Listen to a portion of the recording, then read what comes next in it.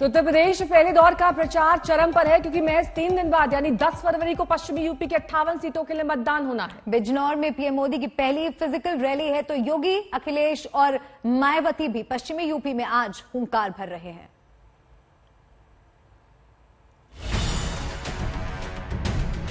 हमारे सपने में आए थे भगवान कृष्ण जी, कह रहे थे आपकी सरकार बनने वाली है। अब सपने में भगवान कृष्ण की याद आने लगी। आपके शासन में केवल और केवल दंगे करने का काम हुआ। कब्रिस्तान की बाउंड्री बनाने वाले लोग आज उनको बोलने की आवश्यकता है, कब्रिस्तान से ही वोट भी ले लीजिए। भारतीय जनता पार्टी झांसा देती है, भारतीय जनता पार्टी झूठ बोलती है, भारतीय जनता पार्टी झगड़ा लगाती है। 10 फरवरी को 58 सीटों का संग्राम, वोटिंग का काउंटडाउन शुरू, चरम पर प्रचार। पश्चिमी यूपी में दिग्गजों के हुंकार। 10 फरवरी अब दूर नहीं जब 58 सीटों पर मतदान से जनता अगले 5 साल के लिए यूपी की सियासी शक्ल सूरत तय करना शुरू कर देगी। प्रचार के लिए ज्यादा वक्त नहीं बचा है, लिहाजा बीजेपी की तरफ से सबसे बड़े नेता देश के प्रधानमंत्री नरेंद्र मोदी बिजनौर में पहली फिजिकल रैली कर रहे हैं। इस हाइब्रिड रैली से 3 जिले की 18 विधानसभा सीटों पर पीएम निशाना साधेंगे, मगर उनके निशाने पर कौन रहने वाला है इसका इशारा कल ही उन्होंने दे दिया था। रात में हमारे सपने में आए थे भगवान कृष्ण जी, कह रहे थे आपकी सरकार बनने वाली है, और एक बार नहीं आए, हर दिन आते हैं। हर दिन, कोई दिन ऐसा नहीं जिस दिन भगवान हमारे सपनों में ना आकर के कहते हो कि आपकी सरकार बनने जा रही है।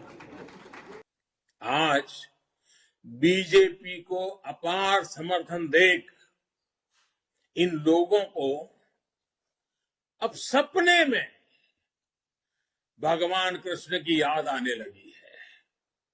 और मैंने पहले भी कहा था,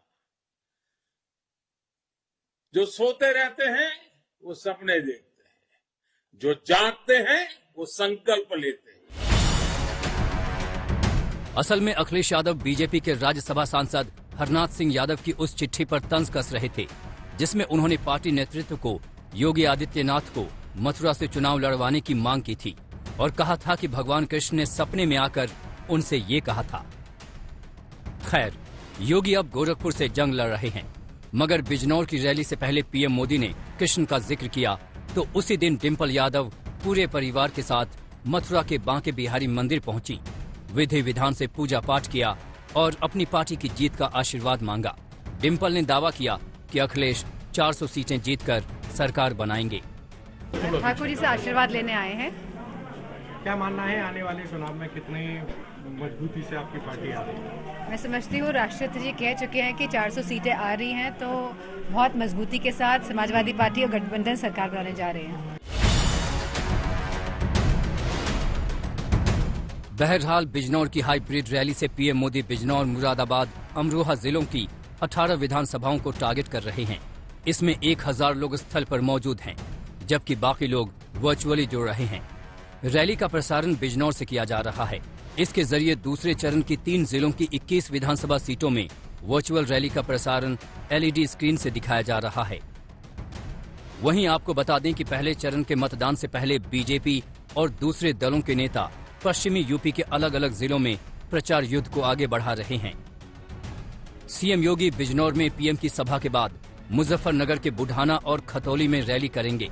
इसके बाद मेरठ में भी उनकी जनसभा है। वहीं अखिलेश यादव आज दोपहर 12 बजे सहारनपुर में प्रेस कॉन्फ्रेंस करेंगे और पार्टी कार्यकर्ताओं से मिलेंगे।